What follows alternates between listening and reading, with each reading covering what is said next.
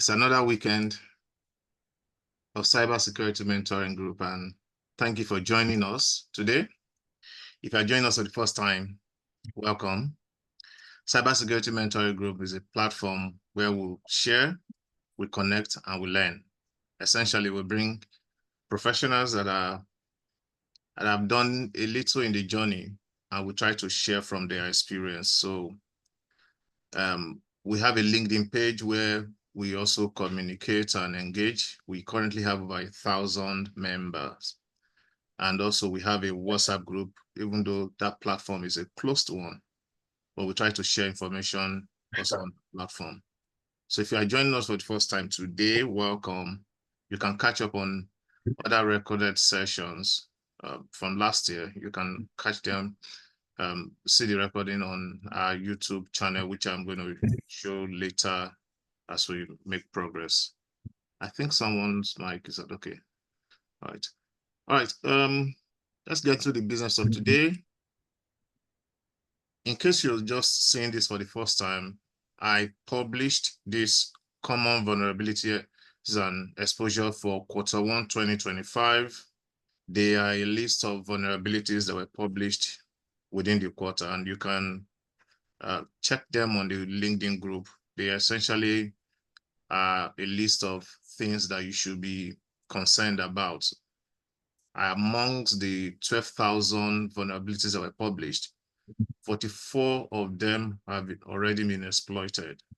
And this is monitored by CISA, the US agency that looks after some of the known exploited vulnerabilities. So you can look at some other details on how you can beef up your mitigations and have a proper prioritization mechanisms in place to be able to mitigate some of these common vulnerabilities. Also, as a cybersecurity professional, it will also help you to, serve as an advisor to your product team, to your developers, your engineers, on the things that they need to be aware of, so that when they build, that concept of security by design can be incorporated into your design methodology.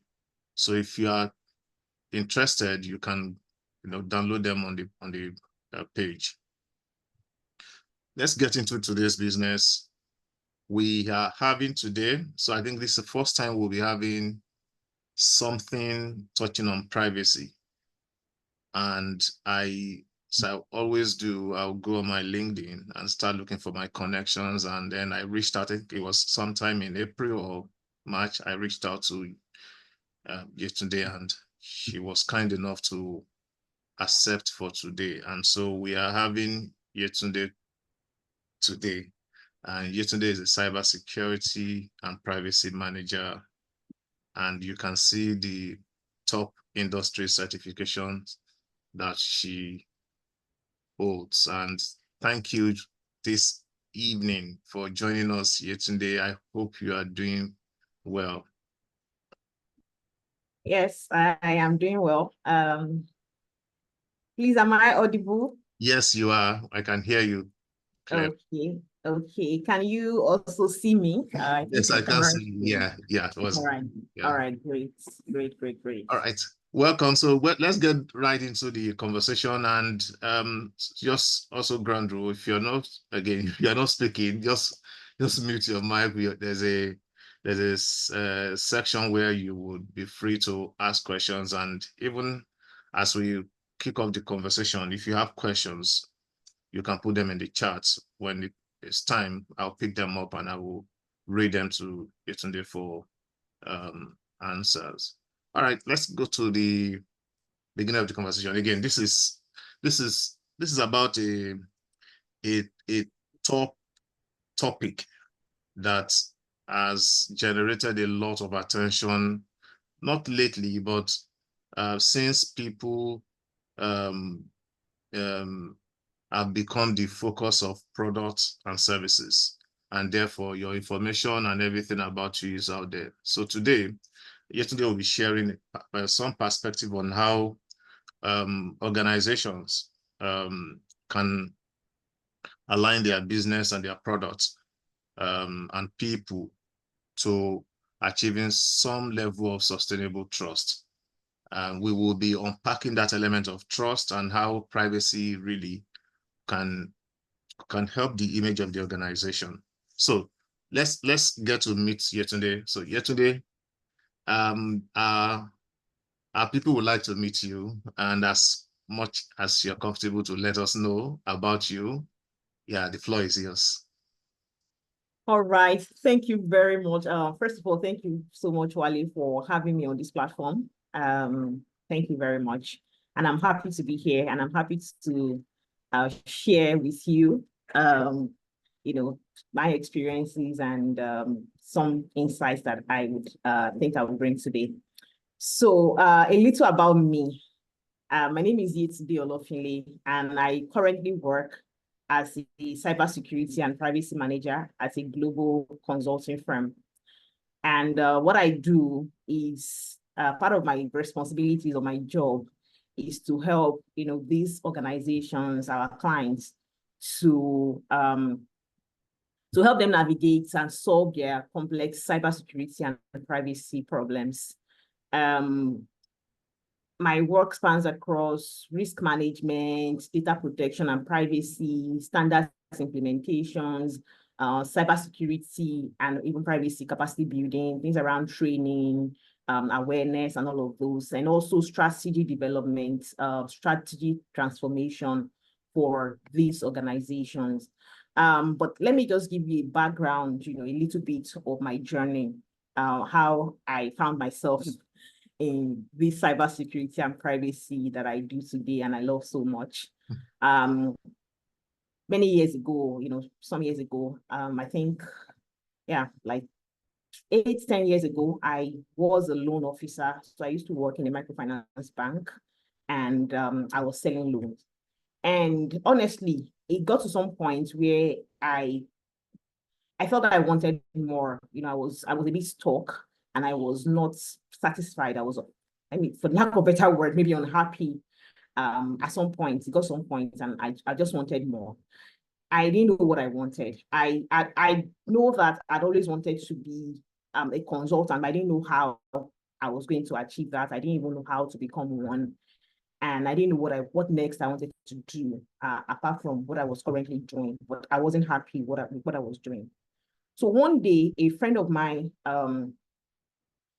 asked me to accompany her, for like a road trip kind of. So she wanted to get something, I think in the market, but it's a long trip kind of. So I joined her and we were on that journey. Now, a mutual friend also came along with us. So while I was on that journey, I saw this very big, gigantic book, and it has CISA on it. So I was curious. Until that time, I'd never heard of CISA in my life. I didn't know what CISA was. So I was curious, and I was like, this book is very big, voluminous. And I started just flipping through the book. Like, what is it about? CISA, Certified Information System Auditor. And I was just flipping through.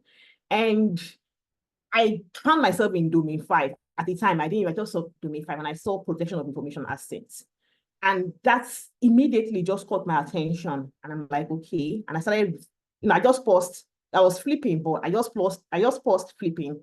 And I just started reading that particular domain. And as I was reading, it was like I found myself. It just clicked. The content was practical, it was meaningful to me, and it just sparked something in me since that day, it's like I knew what I wanted to do. And of course, the trip ended, we came back. I didn't go with the books. I think that the mutual friend that came with that book at the time was preparing for a CISA exam, but I didn't know about it. So I dropped the book. But I didn't just drop the book. I went back home and I started doing a lot of research. Then I was learning more about what is this thing I just read. It's just like love at first sight. Like I just found a new love, and I was just curious, and I just started learning more about it. And as I learn more, I gained clarity and what I wanted to do like next in my career. So I came up with this plan, very straightforward, simple plan, and very, very beautiful plan to me at the time. I said, okay, I'm going to build skills in this particular domain, this protection of information assets. I'm going to write the CISA exam, and I'm going to start applying to Big Fours, and I'll get a job. I'll get a job, and I'll become the consultant I'd always wanted to be. So that was my plan, beautiful plan, well laid out. But what I didn't think was that I was going to see challenges as well. So I later realized that I didn't even have the money to write the exam. I didn't have money to do training. I didn't even have at the time, I didn't have money to buy enough data, to go on YouTube and be learning and all of those. So but after like a year or even more, maybe a year and a few months, eventually I was able to raise money from I think I've written something about how I raised my money for CISA. So through all those contributions, I judged, okay, I'll carry this month. You would take like something like that. That was how I paid for my CISA exam. But I was determined because it's like I had seen the lights. So I was determined and I wrote the exam, and my plan God just helped me, and that plan worked eventually. But it didn't work like the way I thought it was going to be. It took years, like 2 years, eventually, before I finally got a job with one of the Big Fours as well, and I landed an information security analyst role. So ever since that time, the journey has been incredible. Like it's been amazing. I can't even say less. So that's me, and that's how I found myself in cybersecurity and privacy. Thank you. And I think your story kind of resonates. People have shared how they they raise money for their certification, and I think one of the guests we also had said that he started a contribution and he made sure he was the first person. So it was the money that he contributed that he used for his certification. Thank you for sharing this your inspiring story. I believe that people on the call also have gotten something that they can learn from. And particularly if your friend comes and say, let's go somewhere, please don't try and follow your friend, because you never can tell what you find. And as Yetunde found CISA on the way, you may find something that's maybe beneficial. All right, let's go to the next question. So today we're talking about bridging the gap. And first, our question is around this privacy concern, and it's really has become something that I have seen organization even dedicating some roles and calling it privacy manager, or having even a data protection officer, and countries also beaming their searchlight on privacy. Now, for the sake of a contest in terms of our topic, which is bridging the gap. Why do you think privacy is becoming a growing concern for people, for businesses, and how does this impact organization in terms of their trust level? Yeah, interesting question, right? Like you said, privacy is becoming a growing concern because, of course, we're now living in a very data-driven environment, data-driven world, as we call it. And for obvious reasons, technology is advancing. Now we are having AI, and there's just constantly increasing number of data that is being generated, that is being collected, that is being analyzed, that is being stored. And now we say, oh, data is the new currency. I think that's like a popular saying. But with that, a lot of people as well are beginning to see how much of their personal lives that they have handed over, maybe knowingly or unknowingly, to businesses, to these tech companies, different companies as well, from social media activity that we interact with, from our location being tracked, our online behavior, our financial information, financial transactions that we conduct online. people are beginning to realize and beginning to get aware of how their data is being used, being profiled, and even in some cases being sold. Some of these data are being sold, right? And this awareness is now fueling that concern. And, there's demand for transparency, there is demand for control, there is demand for accountability. And that's individual side. You and I, we're beginning to realize that how much profits organizations are making from our data.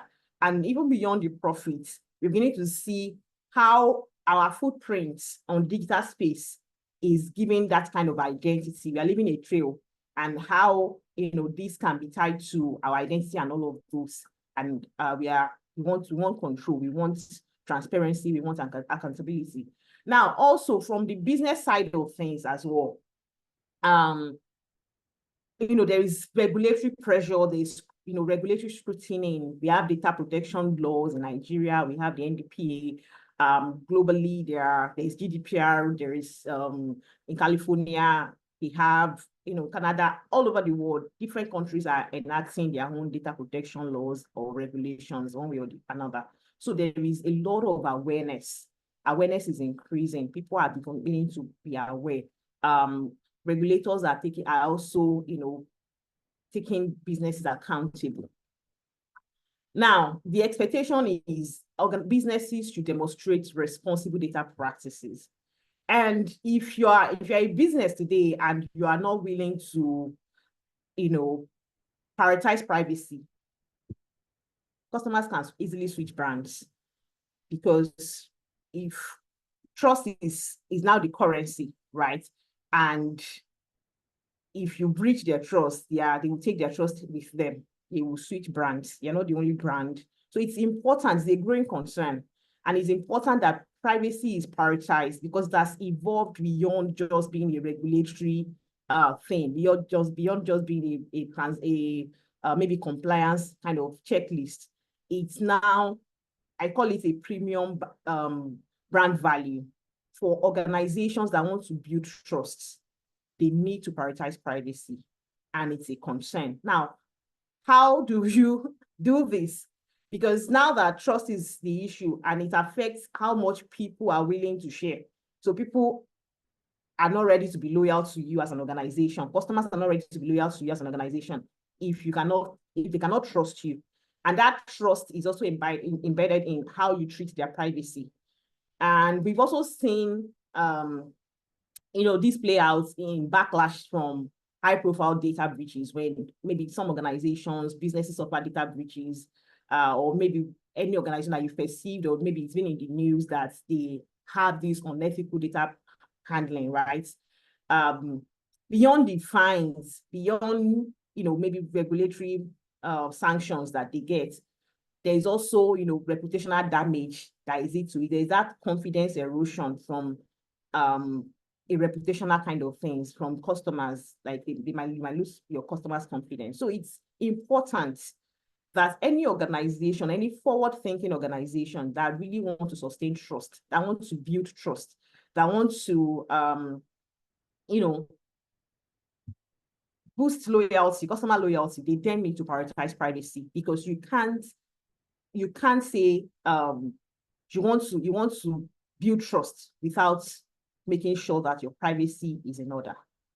And it's really not, like I said, it's no longer a compliance checklist kind of thing. It's no longer, oh, okay, let's just try and fulfill the requirements. It's now about making sure that privacy is embedded in our products, in our processes, and we're able to, earn customers' trust. Thank you. I think this is well said and properly captured. I think you've addressed the why is concern to organization, why is it concern to even in individuals. You just think about it. For instance, Nigeria. I was checking the data on a number of people that are on the internet for Nigeria. I think if you think about where we're coming from, where we have less than 1 million people with access to the internet, and maybe before 2001 to now having over 100, well, SIM card, for instance, available online, maybe half of that or 70% of that. So it's really becoming a huge concern, and knowing that my data is being used, I think that alone can make me think otherwise about an organization. I think you rightly address it. It's currently beyond private, it's beyond compliance responsibility, where you're just ticking the box, but you're not essentially doing the right thing. Now, our next question is around, from your experience, we're trying to leverage your global experience without paying for it. Yeah, so from the experience and interactions, and also maybe things that are going on locally or internationally, what do you think the gaps you have seen? What are these gaps that you have seen, and where do you think the disconnect is coming from? Yes, very good question again. So what we've seen, right, is something I call privacy misalignment. And I think it's a lack of proper integration of privacy into our day-to-day operations and key decisions that are being made within organizations, right? And this disconnect, where it comes from, I would say that it's a fundamentally misunderstanding of what privacy really is. In some organizations, they will say privacy, they interpret it as strictly a technical issue. And they say, okay, it's a security issue. Let's leave it to the security team. They should run with it. Some will also perceive it as maybe a legal issue. Okay, let's leave it to the legal team. They would help us, or a compliance kind of thing. Now, and it's, for me, I think it's not really about where their function, privacy function sits. I think the real issue or the real challenge is privacy is not being integrated across teams and across workflows, right? And it leads to a major breakdown. And now, you can have the best policies on paper, but if they are not embedded, if they are not, it's how it's been implemented. If employees, maybe in terms of culture, the culture of the organization, then those policies, those things you drafted on paper, they're just mere words. And, there's no value to that. Now, also in practice, when I review organizations, maybe their privacy policy or their data protection policy or their privacy notice, you see a huge gap in what they've written down and what they practice. Number one, no clear data inventory. They don't even know the kind of data they collect. They don't know where those data is coming from. There's no data flow understanding. They don't understand the kind of data they have. There's little collaboration, like I said. You say, okay, the cybersecurity stuff, and you just play, okay, cybersecurity run with, help us comply with the NDPA, especially in Nigeria. Help us comply with the NDPA. Oh, okay, it's legal. There's that collaboration. You don't even know what the engineering team, the product team, what they're doing. There's no collaboration. Privacy is not embedded in the culture of the organization. Now, also in terms of awareness, some employees are not even aware of their responsibilities. Now, maybe they know that, oh, there's NDPA, or they know that there's something called privacy, but they don't even understand how in their day-to-day, what they need to do to ensure that they respect this privacy, to ensure that they also play their part in ensuring that they meet up, they comply with the regulatory demands of data protection. And there's also governance kind of disconnect as well. So all together, I've seen instances where business units just collect data, excessive data collection, excessive data sharing, because they think they can, and because truly maybe they don't even understand, the risk and all of those. So there's just misalignment, and I think it spans across understanding their understanding of what privacy is. Then also another gap locally that I've seen in Africa, and I think specifically Nigeria, it's maturity. While I would say that to a reasonable extent, awareness is growing, but enforcement is still, that we've not gotten to that maturity level yet. Awareness is growing. It can be more. It should be more. But in terms of enforcement, we are not there yet. A lot of organizations are also reactive. Okay, we need to, maybe when there's a breach or when there's an incident, that is when, or maybe when there's an audit finding, that is when they are now reacting to those things. And so this is also some level of disconnect as well. From an international perspective, I would say that I wouldn't say there's an awareness issue, especially in the EU. I think awareness, they are aware, even individuals are aware, organizations are, the awareness level is very high. But there's also complexity. A lot of organizations are struggling with, especially multinationals, how they can then, implement or manage privacy across multiple jurisdictions. You have office, let's say you have offices around, across the world. And, there are different privacy regulations, privacy laws across this jurisdiction. How do you then handle that? How do you, handle or address cross-border data transfer? These are just part of the gaps. And like I said, what is important is we need to find a way to align business objectives, our product, people, and privacy. We need to find a way to align all of these things. And this is rooted in something I called, shared responsibility. So everybody needs to understand, especially for organizations, people need to understand that privacy is not just the job of the DPO. Fine, you have a DPO who has its own responsibility for ensuring compliance. However, it's a collective responsibility. And we also need to have that cross-functional mindset that is not just compliance for organizations that their privacy team sits with the compliance team. It's not just a compliance issue, it's a cross-functional kind of thing. And, embracing that shared responsibility and a culture shift. There's this mindset, I say, let's change the way we think about privacy, about personal data. There has to be that cultural shift. So, yeah. Let me just stop there.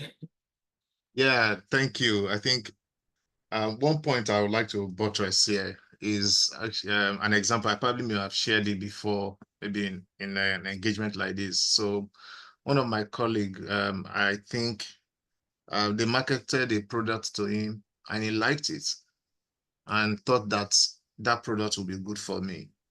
So he shared my number with the organization. Now, he didn't tell me that, oh, Wale, you may get a call someday. I gave them your number. So one day I got a call, and usually if I get a call and I can't pick who the person is, I'll ask, where did you get my number?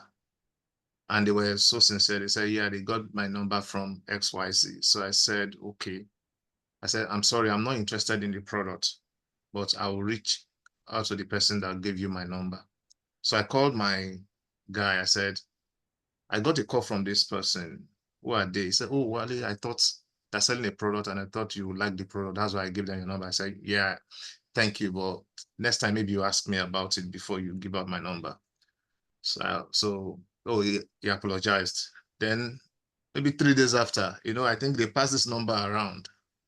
So another person called me from that organization. I said, sorry, wait, how did you get my number? Then we went through the same process. I said, please stop calling my number.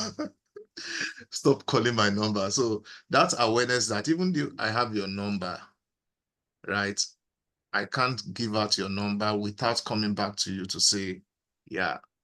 So I think it's something that is an awareness that we need to wake up to, because my number is a private number. So Yeah. you can't share it. But in some organization or some part of the world, you can be working with people that you don't even have their number. And you can't, it's what goes on. Unlike where in Nigeria, your number is almost with everybody. Thank you for those perspectives. I think those elements of complexity, in fact, the organization that have branches all over the world. Which one will they adhere to? Thank you. I'll go to the next one. And we have identified the gaps and also where the disconnect is coming from. Now, if an organization has seen all of these things, maybe they have seen a sister organization or a competitor who has fallen into the trap of regulator, where do you recommend organization? Where do you think they can start from if they need to kickstart their privacy awareness or program today? Beautiful. Yeah. So, yeah, where should they start from? I would say that to bridge this gap, right? I would say let's start with visibility and clarity. And how do we, what do I mean by that? First off, in cybersecurity, we say that you cannot protect what you don't have. We say asset inventory, asset management is key to any cybersecurity efforts or any protection efforts. It's the same as also in privacy as well. So visibility, your data inventory, you need to do like a comprehensive data mapping exercise to understand what personal data is being collected, why you are collecting it, where you are storing it, who has access to it, who are you sharing it with, why are you calling, all of those things. And how does it move across maybe systems from that level of integration? How does it move? Are you sharing with third party? Are you even sharing maybe across border? So you need to do a comprehensive data mapping exercise. Now, if you have that, because without that visibility, it is impossible to assess your privacy risk. The way we say, without your assets, proper assets management, proper asset inventory, it's impossible to protect anything in cybersecurity. It's the same thing. And so now that you have that, you are then able to apply the right controls. You're able to demonstrate accountability. And there is one strategy I always I preach that we should adopt. I say that especially for organizations that maybe for multinationals, I recommend that we build an adaptive privacy program so that you can scale. And what does it mean when I say adaptive privacy program? What I'm simply saying is that a privacy program that is not locally restricted, especially for multinationals. You're not just, and even not multinationals, even if you are here, you might also have third party that is outside the country as well, that you might also need to start thinking about them. You might have customers that are outside countries that you might also start, thinking about, okay, what would, the impacts be? So number one, that's adaptive program. What do I look out for? If for me to say, okay, this program is effective, this privacy program is transformational, I would look at the data protection. Do you have governance? What's the governance around data protection? Have you assigned rules and responsibilities? Do you have someone who is responsible? Do you have a DPO for organizations that meet that threshold that should assign a DPO? Do you have that? Have you done your privacy risk assessments? So all of those would be under your data governance. I look at how you manage your policy and notice management. Have you communicated your policy, your privacy notice? Is it embedded in all your data entry touch points? Do you have it on your website? If you have different applications, if you have different products, do you have this, at every point where you're collecting data so that people, customers, or your stakeholders, people can, just know why you're collecting their data. They can read your privacy notice, your privacy policy, and understand it. Also, your cross-border data strategy, cross-border data transfer strategy. If you have, if you need to comply with, maybe you have customers across the globe, or you're also transferring data outside the country. What kind of data are you transferring? Have you looked at, do you have a strategy around that? Do you have a strategy around your data lifecycle management from the point of collection as you're collecting the data to the point where you are using the data, you are analyzing whatever it is you are doing on the data, even to the point where you are deleting that data. What strategy do you have around data destruction? How long are you retaining this data for? What strategy do you have around data access? Around sharing data with third party as well. So that's your data lifecycle management. We look at that. Also, your privacy and adaptive privacy program will also look at your data subject rights. So things around all those rights, we know those rights, your right to be informed, your right to be right of access, the right to be forgotten, all of those rights. Your privacy programs should address those rights, how individuals can exercise those rights if they need to. Then privacy by design also should also be part of, it's also a component of an adaptive privacy program. How are you embedding privacy in everything you do? How have you operationalized privacy when you are building maybe new applications, you are launching new products from inception, from get-go? How is privacy embedded in processes, in workflows, and all of those? Then data security as well. This is where our cybersecurity comes in. We're looking at, okay, what kind of encryption do we have? What's the access control like? Do we need to maybe anonymize the data? Do we need to maybe mask this data? Things like that as well. Then also, we also need to think about how we manage incidents. So because, in cybersecurity, we say it's no longer a matter of if, it's now when. So when there is a data breach, how do you manage it?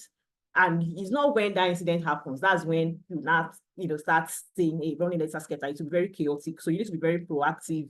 And things around data protection too. For regulators, we have different thresholds, reporting thresholds, maybe notification thresholds as well, things you need to report, when timelines to report all of those. So you need to your program has to factor all of this.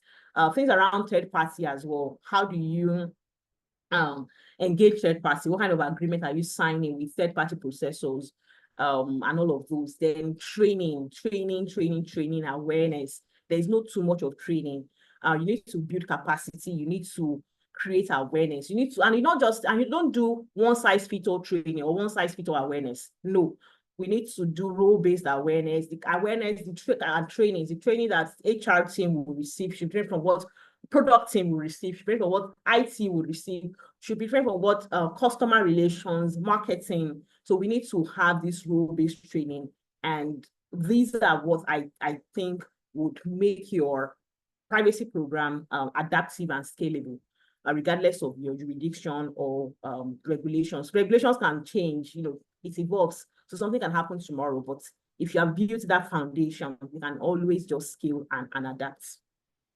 Thank you so much. Now, smiling when you mentioned that role base, once upon a time, I was DPO of one of Nigeria fintech, and we did this data protection training for HR, different from data protection training for the product guy, different from data protection training for the marketing guys. And even HR were thinking like, I said, you hold our lie, you have our data, everything about us, both sensitive and the others, from childhood, like your certificate and everything. So you need to know how to be able to keep this data. Thank you so much. I think this is loaded. I like that concept of adaptive, privacy program, which is you have to adapt it to your context. It's not one size fit all. I will run to the next question because of time, and this had to do with regulators. Privacy. I kind of believe that privacy in Nigeria was engineered by regulators. I remember one time the organization I worked for then we had something to do with one foreign organization, and they asked us, do we have a data privacy regulation in the country? And the answer was at that time, no. So they then require us to do more, show more, because there is no rule around how data should be handled. Therefore, you now need to show that this is how you will handle the data. Now, what do you think, or how can our regulators, because of the role they play in the ecosystem, is there anything they can do to help us close these gaps? And are there things they are doing that they can do better? Sure. There is a whole lot they can do, and there's a whole lot they can do better. And regulators actually play a very crucial role in closing whatever gaps, privacy gaps that we have, right? Because they are key to shaping functional and resilient privacy ecosystem, and not just from an enforcement side of things. I see that regulators are also enablers. They should enable clarity. They should enable consistency, and also they can also help to build capacity, create more awareness across board. Like I said, what they're doing and that they can do better. We have now in Nigeria, we have the Nigeria Data Protection Act, and there is now the implementation kind of framework that they just rolled out for the Nigeria Data Protection Act. So simply, it's just trying to simplify what that act is, and from an implementation perspective, because sometimes when you read the law, it's like it might be like a legal document, it might not really be clear per se. Now, with the implementation framework, they then broke down those concepts, simplified those concepts. So more of that. They also, I noticed that they also used to release some guidance notice, so they can also, continue with us releasing practical guidance, like guidance notice that they release, just to help us simplify this law, this act, and also releasing templates in the implementation that they just rolled out this year. The implementation framework, there's also a template for conducting DPIs. A lot of organizations struggle when it comes to, you want to conduct DPIs. Some people will ask, do you have a template for this? How do we even go about it? So when we have these guidelines, we have templates that we can use, organization can better understand these things. Things around legitimate interest assessment. I also saw that in that framework that there's also a template for legitimate interest assessment, because I've seen a lot of organizations come to me, struggle with all of these things. So just releasing that guidance is a whole lot they can do in that regard to ensure that that's they are boosting the privacy ecosystem, and in terms of capacity and all of those. Also, they can also have channels for question and answer. Having more. I know they do a lot of workshops, especially in Nigeria, but they can do more as well. Having focused workshops, general workshops, having a channel for question and answer. You can have maybe for all these FAQs, maybe frequently asked questions, learnings from scenarios, from incidents that have happened. If there is let's say there is a breach or something has happened and they've stepped in, they've addressed it. If they lie, they can anonymize the parties involved, but learning, so organizations can actually pick from these things, individuals can actually learn from these things as well. So just being that body of knowledge and creating awareness, building capacity, subsidizing trainings for individuals, free trainings as well for individuals that might not be able to afford like a formal structured trainings. I think these are things that they can. Then also fostering collaboration is another thing that they can also do between the public and private sector. A lot of people have asked me that the NDPA, does it actually apply to the public sector, or is it just private sector? Because from some of the things that have happened in the public sector, and I would just smile. So fostering that level of collaboration would also help engagement as well. Then also, for me, I would say that enforcement for Nigeria needs to step up. I feel like we are, in terms of, we are seeing all of these things. I know it's a gradual process, but I think it's high time they stepped up on enforcement. So we need to see the regulators go after organizations that that not complying with this, that still take people's rights for granted and all of around privacy. We need to see more. And beyond enforcement, as well, we also need to see reward as well in a way. It's not just about, it shouldn't be punitive at all times. Sometimes you can maybe reward good behavior as well. So I think all of these things can help to enable that privacy ecosystem. And we shouldn't just, it will also help us not see them as the watchdogs, like, oh, okay, they're just there to catch someone. They are actually doing the best they can to ensure that there's maturity in our data protection ecosystem. Yeah. Thank you. Thank you. So we may have people on the call who are maybe cybersecurity professionals or privacy manager. And how do you think any of these roles or even other roles can drive the alignment of products, of people in the organization to closing the gaps that we have identified in earlier questions? Okay, so if your role revolves around anything around cybersecurity, data protection, yeah, part of the product team. First off, I think it's very important that you know that privacy data protection is not just a technical issue, and it's not just a legal issue. It's you know, it's beyond that. And you should see yourself as a connector. So you are connecting the non-technical and the technical, and you are bridging that gap between them. You are translating. You see yourself as a translator. You are helping them translate these requirements. This requirement that looks like something vague or something that they cannot understand. You're helping them simplify it. You're also enabling. I've seen instances where you know, some people tell me that our security team, anything innovation, remove them from it. They are always trying to hinder innovation. You have, the product teams, they're always very creative. Maybe they're very creative and all of those. You have these creative ideas and all of those things, and you want to implement, and security is telling you no, or privacy is telling you, no, data protection is telling you, no, you cannot do that. It will not work. I think we should move from that perspective of being a no, and see it from, okay, how can we collaborate? How can we make it work? How can we align it?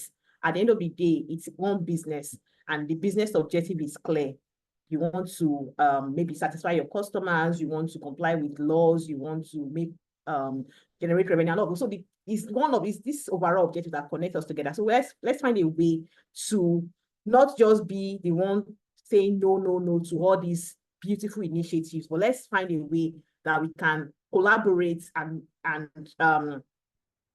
make sure that we are able to achieve those objectives. Yeah, we can build privacy into our workflows, into our products. That idea, we can work with it, we can work around it, and it will still be privacy compliant, and we can still go to market with it. So it's not every time we are You're right. You're right. So I was just laughing at when you say that people say cybersecurity guys are they are innovator killers. I remember they used to call me then cannot go live. Yeah. Anytime I remember that thing, I just laugh. They said it cannot go live. Yeah. All right. So funny. I think engaging early would work. So you're able to collaborate early. Yeah, So it's not when they're it's true actually. So sometimes these guys have built the product and they just want to get a stamp of approval. And I will say no. When I say no, then they say you guys are policemen and you just stand at the gate and you just say no to everything. But over time, in fact, the last training I attended on data protection, I was planning that when I go for the next one, we're going to ask people from HR, from product, from supply chain, and all of those IT to join for that training, because if they hear this conversation from the mouth of a third party, maybe they would probably take it, because if you see yourself as a cybersecurity or privacy manager, it's difficult for you to drive that thing down. But when an outsider says you need to do this thing, for your products, it helps. And tying that privacy demand or request or requirement to how it affects the customer maybe is another way that that collaboration can materialize. Now, we have quite a short time left, but I don't want us to end this conversation without talking to some people who have seen or liked what you have shared so far. And they're probably thinking, maybe this is the CSA that Yetunde spoke about in the beginning. Maybe I've seen something that I can explore. I think I like the idea of privacy, and they want to exploit. Can you provide some context around what does the privacy job, what does it entail? And the second thing or the other things are the different rules in privacy, the education required, the certifications required, the skills required, and every other competencies that is required. If there are also myths around privacy as a field, whether it's technical or lawyer or compliance or specific group, maybe you can help us address them. Yes, very good one. So privacy is actually one of the fastest growing field. And for anyone who is interested in that field, if you are, I think there's a place for you. If you're interested, there's a place for you. Now, what do we do in the privacy space? We actually help organizations, or if you can be a consultant, you can also be within the organization. So what practically, if you are a privacy analyst within your organization, what you'll be doing, basically, you need to have a good understanding of privacy laws that are applicable to you. And not just, if you are in Nigeria, not just only the NDPA, you also need to have a good understanding of other privacy laws as well that may apply to you, because it's only when you know that okay, it applies to us, does not apply. So you need to have a good understanding of those laws. And you are now helping organizations to break down those laws, interpret it, and see how it can be implemented as well. We talked about privacy and DPIA. We talked about privacy by design. We've talked about a lot of collaborating with product teams and software engineering teams, different teams, marketing, HR. So you're going to be like the bridge. Also, you're going to be like the middleman or between these people. No, maybe not middleman, but maybe like that bridge. You understand technicality, you understand the law, you understand business, and you are that connector. I think that's the word. So you are connecting the dots, okay, and you're able to bring something meaningful and valuable to the organization and help them address their privacy issues and ensure that they are privacy compliant. You are also going to be providing a lot of advisories, things around data minimization. Oh, do we really need this data? What are you collecting? Oh, I don't think we need it. All of those things, your advice, your things around consent. Consent is another, I don't even want to go into consent topic today. Consent is another very big problematic and very important discussion as well. So things people will come to you around, do we need consent for this? What lawful basis can we use for this? So you need to, things around data subject rights as well, you would also help them to understand do we need to come up with platforms, what can we have, medium can we have to ensure that people are able to exercise their rights. And some of those requests also can come to you.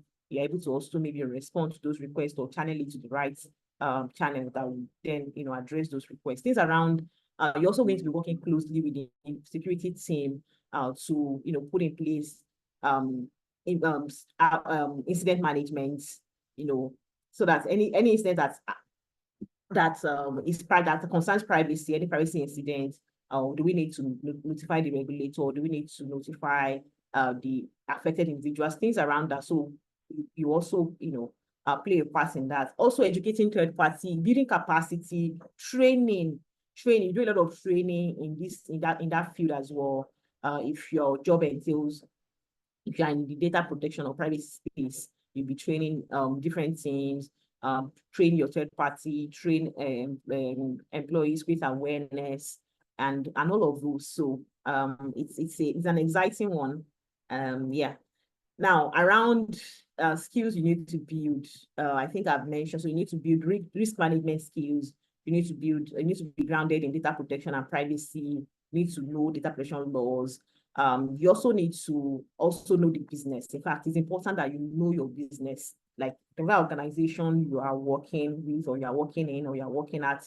You then need to understand what is our business. You need to understand their data landscape. What kind of data do we collect? Because you want to protect personal data, right? But if you don't even understand, so you need to understand all the data, not just personal data, all the generic data, and how this data can easily change states, and how this data can even transform. Some data might be generic data, but it might not be personal data. But when you mine it, when you combine it, do a lot of a lot of transformation and all of those on those data, you see that they become personal. You might be able to then identify them. So you need to understand data. So you build that skills as well. Then in terms of maybe certifications that you need, you might not necessarily do CISA. I started with CISA long years ago, even before I knew what was privacy, before privacy regulations or data protection became a thing. I did my CISA long, I think 2017. But right now, if you want to be a privacy person, you can do I think it's CIPP, yes. You can do CIPP, you can do CIPM, you can do CIPT, depending on the part of privacy you want. You can be a privacy engineer. So if you are interested in the engineering side of things, because these are also emerging roles, I'm seeing a lot of privacy engineering roles now. So if you're interested in being a privacy engineer, you can do CIPT. That's the technology side of things, privacy technology side of things. You can also do, ISACA also has the CDPSC. Yeah, you can also do that. And you can also start small. You can start with all those foundation, like there's GDPR foundation course. You can find them on Udemy. You can find them on, on other platforms. You can also start with that. Thank you. My last question, and before I check the chat, is around taking the next steps. People who maybe have seen that they want to start that journey, and are there training opportunity, maybe free, for instance, online that they can check out? Where can they start? So maybe someone is working in, say, sales, for instance, or someone is working in marketing and they like the idea to protect people identity. How do you think they can start that journey to becoming a privacy analyst? And are there learning platforms or self-study or guide that you can recommend? Yes, absolutely. So if you can look at GRC, right? Not necessarily say, I want to be a privacy analyst. You can start with GRC. And if you are then now interested, because privacy might be a bit maybe too narrow, I think GRC would give you that platform. Then in GRC, you have other things that you do. Like for me, I don't do only privacy, I do other things within the GRC space, things around risk assessment, risk management, cybersecurity as well, the governance side of things, standards implementation. So I think you should start things around business resilience, business continuity, standard recovery. I do all of those, COVID as well. So I don't want you to just box yourself and say it's only privacy I want to focus on. I think you should do GRC. And if you're talking about GRC, there are a lot of courses. If you're just starting, I will just point you to this free CC, the ISC2. If you're just starting, I think it's a great start. Then you can then build on that. There are a lot of courses on Udemy. Some of them are not free. but some of them are very low cost, like less than 10,000. You can find a course on Udemy that you can do. There's also simply Cybrary. Cybrary is also a great platform for anybody that wants to learn.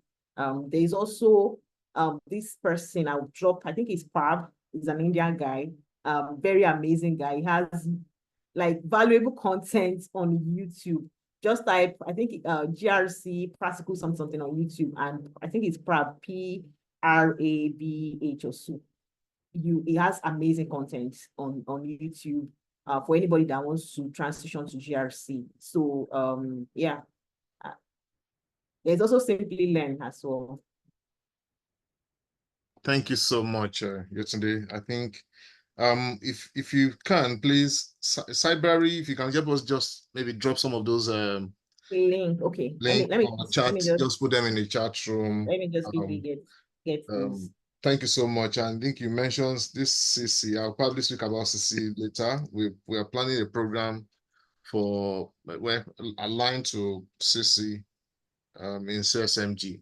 All right. I think we've come to the end of our question and answer section or our chat, and we'll go straight ahead into the last bit of our conversation, which really is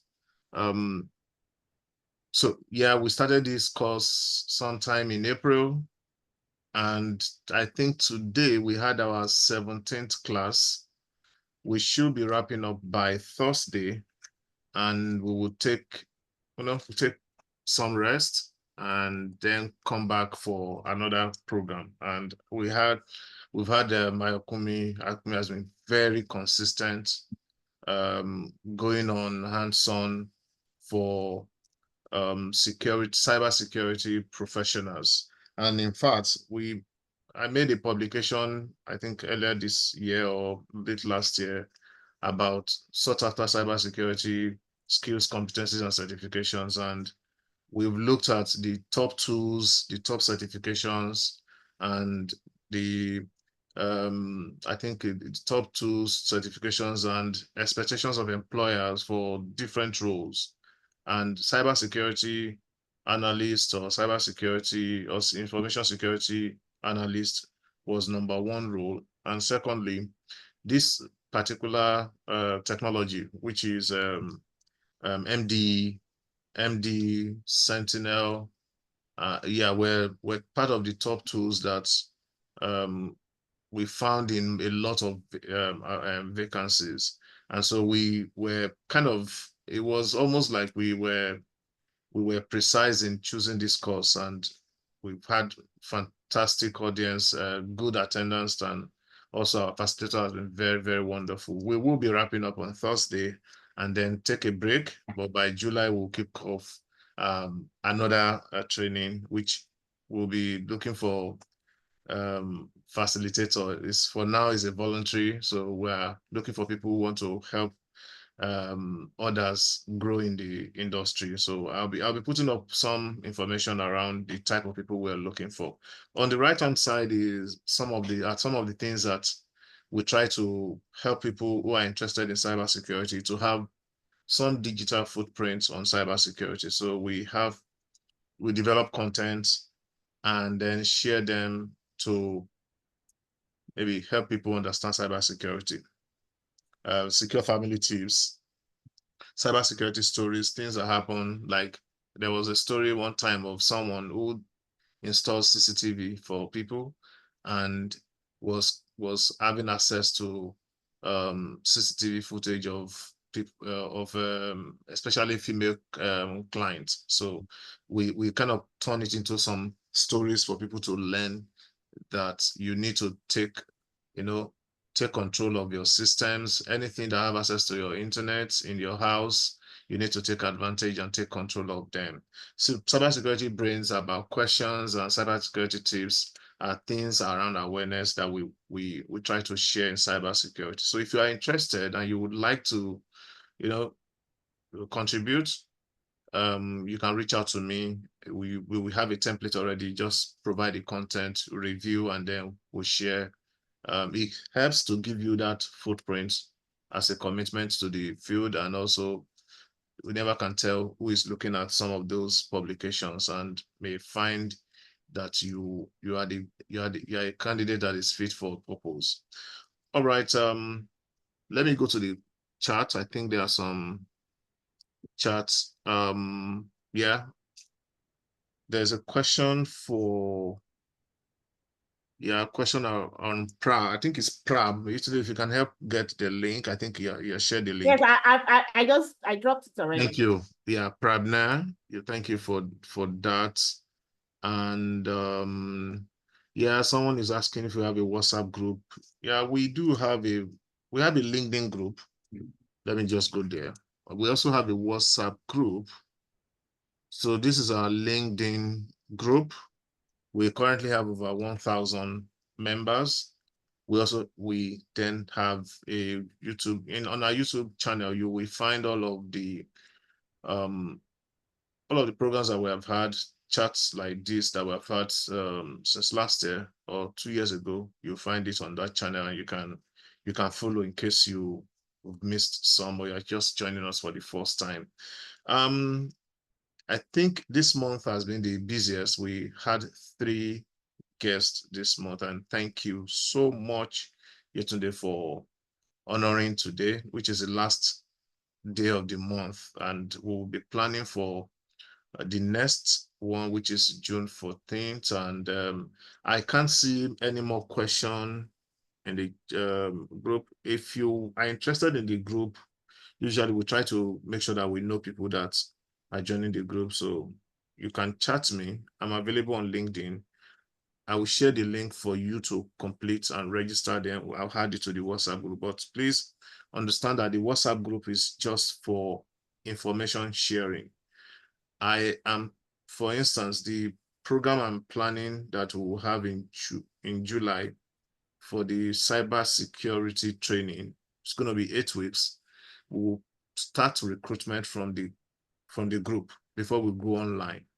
And then we'll select strict requirements because attendance is very mandatory. We can't bring in facilitator and they are waiting for students. So if you would like to join the group, please check. You can chat me on LinkedIn. I will provide the link. You fill the link and then you can join the group. All right. Thank you so much, Yetunde. I appreciate your time and spending with us and enlightening us for this evening. And I believe that Yetunde is online in case if you want to connect Yetunde.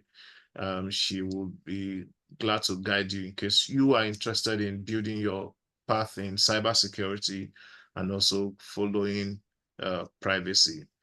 All right, until we'll meet again, which will be on June 14th. Thank you and have a wonderful weekend. Bye.